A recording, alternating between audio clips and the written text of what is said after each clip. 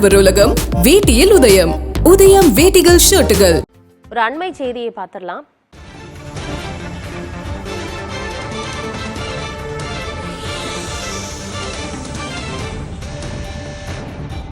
Quarry வெடி விபத்து தொடர்பாக எஃப்ஐஆரில் புதிய தகவல் வெளியாகி இருக்கிறது. அண்மை செய்தியாக பார்த்துக் கொண்டிருக்கிறோம். டெட்டனேட்டர் இருந்து வெடிமருந்து வேனையும் நைட்ரஜன் வெடிமருந்து வேனையும் அருகருகே வைத்திருந்ததுதான் காரணம் என்கிற தகவல் வெளியாகி இருக்கிறது. டெட்டனேட்டர் இருந்த வெடிமருந்து வேனையும் நைட்ரஜன் வெடிமருந்து வேனையும் அருகருகே இறக்கி வைத்ததுதான் காரணம் என்கிற அதிர்ச்சி தகவல் வெளியாகி இருக்கிறது. ஆவியூர் கல்குவாரி வெடி விபத்திற்கான காரணம் குறித்து எஃப்ஐஆரில் இந்த தகவல் வெளியாகி இருக்கிறது. விவரங்களோடு செய்தியாளர் பிரசன்னா இணைகிறார். பிரசன்னா, ஆவியூர் கல்குவாரி வெடி விபத்து தொடர்பான எஃப்ஐஆர்ல என்னென்ன விஷயங்கள்லாம் கூறியிருக்கிறாங்க, என்ன தகவல் கிடைச்சிருக்கு? விருதுநகர் மாவட்டம் காரியாப்பட்டி அருகே இருக்கக்கூடிய ஆவியூர் கிராமத்தில் நேற்று சுமார் 1500 கிலோ வெடிப்பொருட்களை குடோனில் இருந்து மற்ற கல்குவாரிகளுக்கு சப்ளை செய்யும் பொழுது அந்த வெடிப்பொருட்களை கையாளும் பொழுது ஏற்பட்ட வெடி விபத்தில் குருசாமி, துரை மற்றும் கந்தசாமி ஆகிய 3 தொழிலாளர்கள் உடல் சிதறி பரிதாபமாக உயிரிழந்தார்கள்.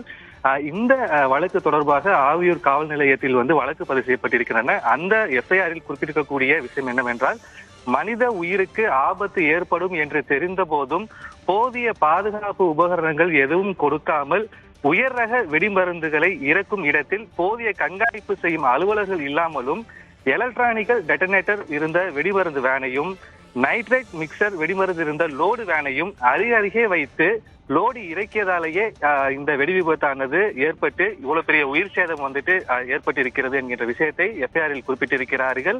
மேலும் அஜாக்கிரதையாகவும் கவனக்குறைவாகவும் மேற்படி வெடிமருந்துகளை போதிய பாதுகாப்பு செய்து கொடுக்காமல் வெடிமருந்து குடோனில் வேலை செய்ததால் தான் இந்த வெடி விபத்து ஏற்பட்டிருக்கின்றன என்கின்ற விஷயத்தையும் அவர் குறிப்பிட்டிருக்கிறார்கள். இந்த குடோனில் வேலை செய்த 3 நபர்கள் உயிரிழப்பதற்கு இந்த அஜாக்கிரதையே காரணம் என்கின்ற விஷயத்தை அவர்கள் குறிப்பிட்டிருக்கிறார்கள். அதில் அவர்கள் மிகவும் குறிப்பிட்டு சொல்லியிருக்கிறது என்னவென்றால், அதாவது அந்த குடோனில் மொத்தம் 2 வேனில் வெடிப்பொருட்கள் கொண்டு வரப்பட்டிருக்கின்றன.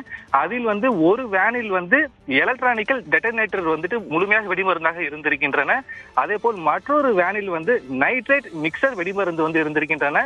இந்த 2 லோடு வேன்களையுமே அருகருகே வைத்து ஒரே சமயத்தில் பணியாட்கள் அந்த டெட்டனேட்டரையும் அந்த நைட்ரேட் மிக்சர் வெடிமருந்தையும் லோடாக கையில் எந்த விதமான பாதுகாப்பு உபகரணங்களும் பாதுகாப்பு நெறிமுறை தேர்ந்தெடுக்கக்கூடிய அலுவலர் யாருமே இல்லாத இடத்தில் அந்த 2 வெடிப்பொருட்களையும் ஒன்றோடு ஒன்றாக எடுத்து பொருட்களை இறக்கியோ அல்லது ஏற்றவோ செய்திருக்கிறார்கள்.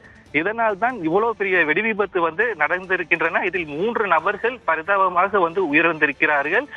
மேற்படி இந்த வெடிமருந்து குடோனை முறையாக நிர்வகிக்காத அதனுடைய உரிமையாளர் ராஜ்குமார் மீது வழக்கு பதிவு செய்யப்பட்டு அவர் கைது செய்யப்பட்டிருக்கிறார். அதே போல் கிரெஷரை முறையாக நிர்வகிக்காத அதனுடைய உரிமையாளர் ராம்ஜி என்பவர் மீது வழக்கு பதிவு செய்யப்பட்டிருக்கிறது. ராம்ஜி தற்போது தலைமறைவாக இருக்கிறார். அதே போல் குவாரியை மேற்பார்வை செய்து வந்த ராமூர்த்தி அவர் மீதும் வழக்கு பதிவு செய்யப்பட்டிருக்கிறது. ஏற்கனவே ராஜ்குமாரும் சேதுராமனும் கைது செய்யப்பட்டிருக்கக்கூடிய சூழலில் தற்பொழுது இந்த குவாரியை மேற்பார்வை செய்து வந்த ராமூர்த்தி கிரெஷரை நிர்வகித்து வந்த ராம்ஜி ஆகியோர் 2 பேர் தலைமறைவாக இருக்கிறார்கள். இன்றுக்குள் அவர்கள் கைது செய்யப்பட்டு சிறையில் அடைக்கப்படுவார்கள் என்ற விஷயத்தை காவலர்கள் தம்மிடம் சொல்லியிருக்கிறார்கள். ஆனந்தி, இந்த விவகாரம் தொடர்பா இதுவரைக்கும் 2 நபர்கள் கைது செய்யப்பட்டிருக்கிறதா சொல்லியிருக்கீங்க. அவங்க 2 பேர் மேலேயும் என்ன பிரிவுகள்ல வழக்கு பதிவு செஞ்சு விசாரணை செஞ்சுட்டு இருக்காங்க? மற்ற 2 நபர்களை தேடிட்டு இருக்காங்கன்னு சொன்னீங்க. அவங்க எந்த பகுதியில இருக்கிறதா தகவல் கிடைச்சிருக்கு? அவர்களை தேடும் பணி எந்த கட்டத்துல இருக்கு பிரசன்னா? ஆனந்தி, இதில் சேதுராமனும் ராஜ்குமாரும் தந்தை மகனாவார்கள். இது தந்தை கைது செய்யப்பட்டிருக்கிறார். ராஜ்குமார் அந்த ஓனர் அவரும் கைது செய்யப்பட்டிருக்கிறார். தற்போது ராமூர்த்தி அதே போல் ராம்ஜி ஆகியோர் தலைமறைவாக இருக்கிறார்கள். இந்த 4 பேர் மீதும் வெடிபொருள் தடுப்பு சட்டத்தின் கீழ் வழக்கு பதிவு செய்யப்பட்டிருக்கின்றன. உயிருக்கு ஆபத்து விளைவிக்க கூடும் என்கின்ற விஷயம் தெரிந்தும் அஜாக்கிரதையாக தொழிலாளர்களை அந்த தொழிலில் ஈடுபடுத்தியது உட்பட அந்த பிரிவின் கீழும் வெடிபொருட்களை கையாளுவதில் மிக மிக கவனக்குறைவாக அவர் கையாண்டதுக்கு உண்டான பிரிவிலும் வழக்கு பதிவு செய்திருக்கிறார்கள். தற்பொழுது 2 பேர் கைது செய்யப்பட்டிருக்கக்கூடிய சூழலில் மிச்சம் இருக்கக்கூடிய ராம்ஜி மற்றும் ராமூர்த்தி ஆகியோரை தேடும் பணியில் காவல்துறையினர் ஈடுபட்டிருக்கிறார்கள். இன்றுக்குள் அந்த 2 நபர்களும் கைது செய்யப்பட்டு சிறையில் அடைக்கப்படுவார்கள் என்ற விஷயத்தை காவலர்கள் கூறியிருக்கிறார்கள்.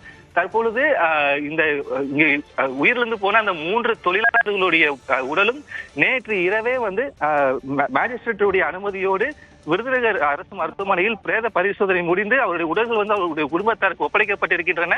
குவாரி சார்பாக குடும்பத்தாருக்கு 12 லட்சம் ரூபாய் இழப்பீடாக வழங்கப்பட்டிருக்கிறது. ஆனந்தி, தகவல்களுக்கு நன்றி பிரசன்னா.